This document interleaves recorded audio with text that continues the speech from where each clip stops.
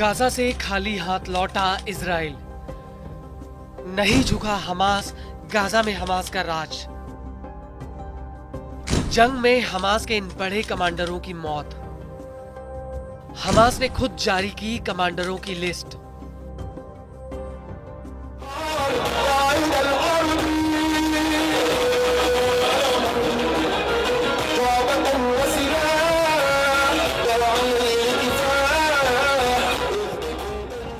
Gaza में करीब 15 महीनों की जंग के बाद इजराइल अपने लक्ष्यों को हासिल नहीं कर पाया। ना तो हमास का सफाया हुआ और ना ही सेना के दम पर वो बंधकों को छुड़ा पाया। उल्टा आईडीएफ के हमलों में कई बंधकों की जान तक चली गई और हमास के साथ युद्ध विराम समझौते में इजराइल को सिर्फ बंधकों की रिहाई पर ही संतोष करना पड़ा। लेकिन अभी भी इस समझौते पर खतरे के बादल मंडरा रहे हैं। इजराइल और ट्रंप चाहते हैं कि जल्द से जल्द और ज्यादा से ज्यादा बंधकों को रिहा किया जाए।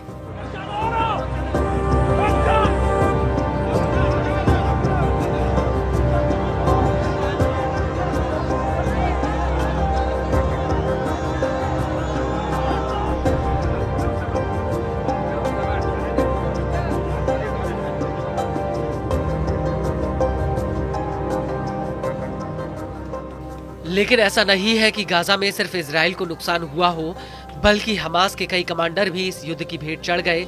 और अब इसी कड़ी में हमास की सैन्य शाखा अल कासिम ब्रिगेड्स ने उन कमांडरों के नाम सार्वजनिक कर दिए जिनकी गाजा की जंग में मौत हो गई। हमास की सैन्य शाखा अल कासिम ब्रिगेड्स के मुखिया अबू उबैदा ने खुद सामने आकर बाकायदा सभी कमांडरों के नाम बताए हैं और इस लिस्ट में सबसे पहला नाम अल कासिम ब्रिगेड्स के कमांडर मोहम्मद दाइफ का है। अबू उबैदा का कहना है कि मोहम्मद दाइफ की मौत इजरायली हमले में हो गई थी।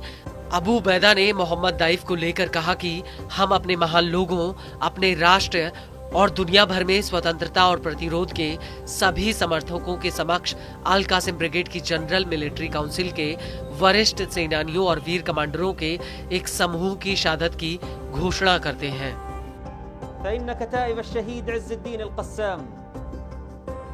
تزف إلى أبناء شعبنا العظيم وإلى أمتنا ولكل أنصار الحرية والمقاومة في العالم استشهاد ثلة من المجاهدين الكبار والقادة الأبطال من أعضاء المجلس العسكري العام لكتائب الشهيد عز الدين القسام،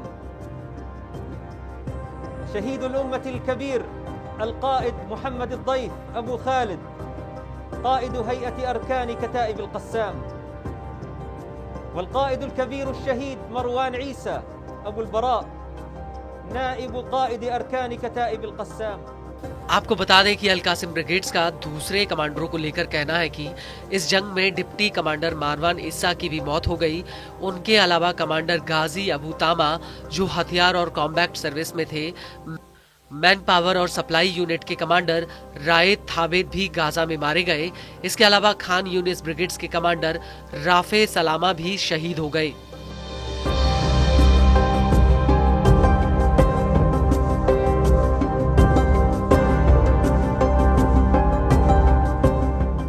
हमास के मुताबिक गाजा में उत्तरी ब्रिगेड के कमांडर अहमद अल घोंदूर, केंद्रीय ब्रिगेड के कमांडर ऐमान नाफिल गाजा में मारे गए। हालांकि हमास की इस घोषणा से पहले कई मीडिया हाउसों ने मोहम्मद दाइफ की मौत की खबर दी थी, लेकिन ये पहली बार है जब हमास ने अपने वरिष्ठ नेताओं के मारे जाने की बात मानी है। इजराइल ने सबसे पहले अगस्त 2024 में मोहम्मद दाइफ को मारने की बात कही थी। आईडीएफ का कहना था कि उसने जुलाई 2024 में एक हवाई हमले में मोहम्मद दाइफ को मार गिराया था। हालांकि तब से लेकर अब तक उसकी मौत की पुष्टि नहीं हुई थी। वहीं अपने सीनियर कमांडरों की मौत की पुष्टि इतनी देरी से करने को लेकर अबू उबैदा का कहना है कि यह घोषणा सभी तरह की जरूरी प्रक्रिया और जंग के मैदान में सभी तरह की सुरक्षा चिंताओं को ध्यान में रखकर की गई है। इस सब के बीच ईरानी न्यूज एजेंसी प्रेस टीवी का कहना है कि दाइफ के डिप्टी मारवान इस्सा हमास की सैन्य शाखा अल कासिम ब्रिगेड्स में काफी अहम थे। वही कमांडर तामा गाजा के भीतर हथियारों का जिम्मा संभालते थे और वो इससे पहले हमास के सेंट्रल कैंपस ब्रिगेड्स के मुखिया भी रहे थे, जबकि थाबेद की गिनती हमास के टॉप 10 कमांडरों में आती थी। वो दाइफ और हमास के मुखिया याह्या सिनवार के बेहद ही करीबी थे। अबू बैदा का आगे कहना है कि ये सभी कमांडर जंग के मैदान में आगे बढ़ते हुए मारे गए।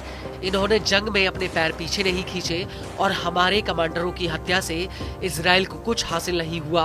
अबू बैदा का कहना है कि हमारे हर नेताओं की हत्या की घोषणा इजराइल के ऊपर उल्टा असर डालती है। ये हमारे लड़ाकों को कमजोर करने के बजाय बल्कि अब ये उनके लिए जीत का एक संकेत बन गया है।